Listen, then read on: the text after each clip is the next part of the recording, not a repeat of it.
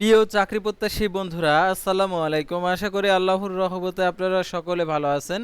তো ইতিমধ্যে আপনারা দেখতে পারছেন পল্লী বিদ্যুতে নতুন নিয়োগ বিজ্ঞপ্তি প্রকাশিত হয়েছে। তো এই নিয়োগ বিজ্ঞপ্তি নিয়ে আজকের এই ভিডিও, অবশ্যই আপনারা ভিডিওটি শেষ পর্যন্ত দেখবেন। আর আপনি যদি অল জব নিউজ বাংলাদেশ এই চ্যানেলে প্রথমবার এই ভিডিওটি দেখে থাকেন, তাহলে আমাদের এই চ্যানেলটিকে সাবস্ক্রাইব করে রাখবেন, notification bell button all press করে রাখবেন, ভিডিওটিতে লাইক করে দেবেন। আর যারা ইতিমধ্যে আমাদের এই চ্যানেলটিকে সাবস্ক্রাইব করে পাশে রয়েছেন, তাদেরকে অসংখ্য ধন্যবাদ আমাদের এই চ্যানেলটিকে সাবস্ক্রাইব করে পাশে থাকার জন্য। আর জরুরি প্রয়োজনে হোয়াটসঅ্যাপ নাম্বার দেওয়া রয়েছে, আপনারা যোগাযোগ করতে পারেন। তাছাড়া আমাদের ফেসবুক পেজের লিঙ্ক দেওয়া রয়েছে, অবশ্যই আপনারা আমাদের ফেসবুক পেজে যুক্ত হবেন।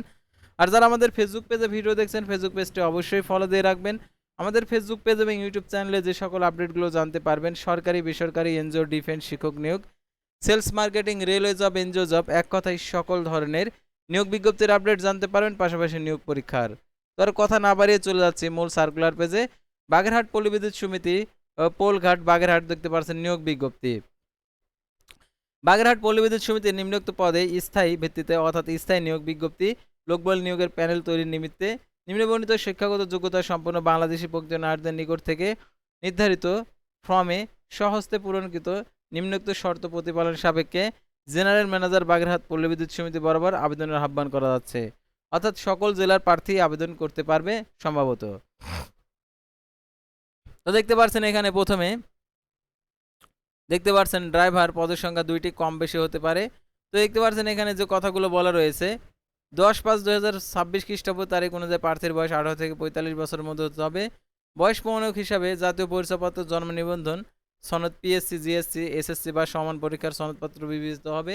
তো দেখতে পাচ্ছেন অফিস বেতন কাঠামো 2016 সাল মোতাবেক 16,600 টাকা থেকে 41,950 টাকা ঢাকা আর কি টাকা।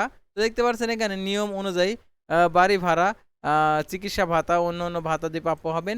তো দেখতে পাচ্ছেন প্রার্থীকে শিক্ষাগত যোগ্যতা, অর্থাৎ প্রার্থীকে সবলীলভাবে বাংলা লেখা পড়াশোনা ন্যূনতম, ইংরেজি শব্দ সংখ্যা পড়তে সক্ষম হতে হবে। নির্দেশিকা, সাংকেতিক চিহ্ন বোঝা, পণ্য প্রতিবেদন ও সূচি পড়ার পর্যাপ্ত সামর্থ্য থাকতে হবে। লগ বই পূরণের ক্ষমতা থাকতে হবে, সক্ষম থাকতে হবে।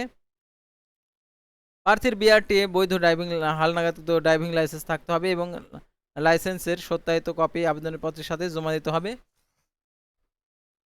প্রার্থীকে যে কোনো সরকারি, আধা সরকারি, স্বশাসিত প্রতিষ্ঠানের বৃহৎ শিল্প বাণিজ্য প্রতিষ্ঠান গাড়ি চালানোর রক্ষণাবেক্ষণ কাজে 5 বছরের বাস্তব অভিজ্ঞতা হতে হবে, যা ড্রাইভিং লাইসেন্সের ইস্যুর তারিখ হইতে গণনা করা হবে থাকতে হবে, এবং বিগত 3 বছরের বড় ধরনের দুর্ঘটনা মর্মে সংশ্লিষ্ট প্রতিষ্ঠান প্রদত্ত প্রত্যয়নপত্র থাকতে হবে।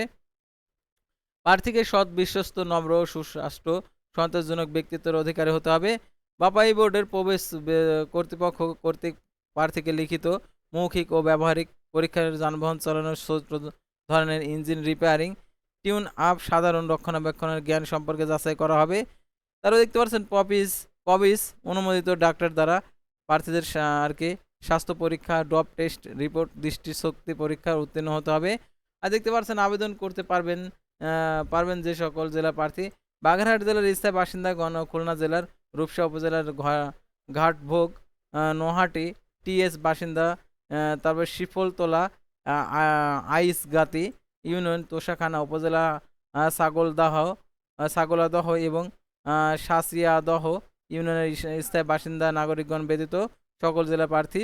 অর্থাৎ এখানে যে সকল জেলার নাম রয়েছে এবং উপজেলার নাম রয়েছে, এই সকল উপজেলা ব্যতীত সকল জেলার প্রার্থী আবেদন করতে পারবে। আর দেখতে পাচ্ছেন আবেদনপত্র আগামী দেখতে পাচ্ছেন আবেদনকারীগণকে বাগেরহাট পল্লী বিদ্যুৎ সমিতির ওয়েবসাইটে pbs.bagerhat.gov.bd বাবাইবর এর ওয়েবসাইটের অর্থাৎ reb.gov.bd আবেদনের বিস্তারিত তথ্য নির্ধারিত ফর্ম সংগ্রহ করতে পারবেন।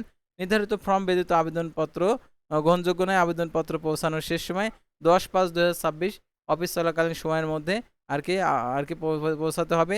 আর আমাদেরকে যে আবেদনপত্র reb.gov.bd এই ওয়েবসাইটে গিয়ে আবেদনপত্রটি আর কি সংরক্ষণ করতে হবে।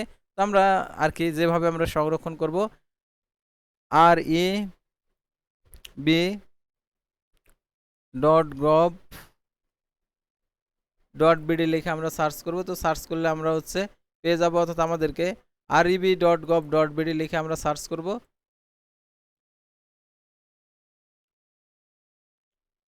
বাংলাদেশ পল্লী বিদ্যুতায়ন বোর্ডের হোমে আর কি চলে আসবে। তো হোমে আসার পর আমরা এখান থেকে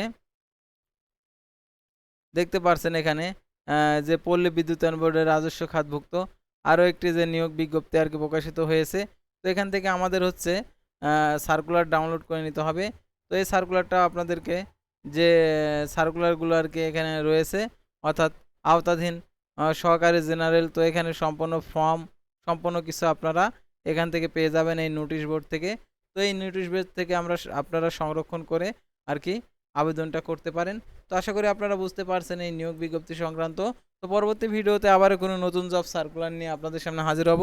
সে পর্যন্ত সবাই ভালো থাকবেন, সুস্থ থাকবেন, আর অবশ্যই আমাদের ফেসবুক পেজটি ফলো দিয়ে রাখবেন, ইউটিউব চ্যানেলটি সাবস্ক্রাইব করে রাখবেন। আল্লাহ হাফেজ।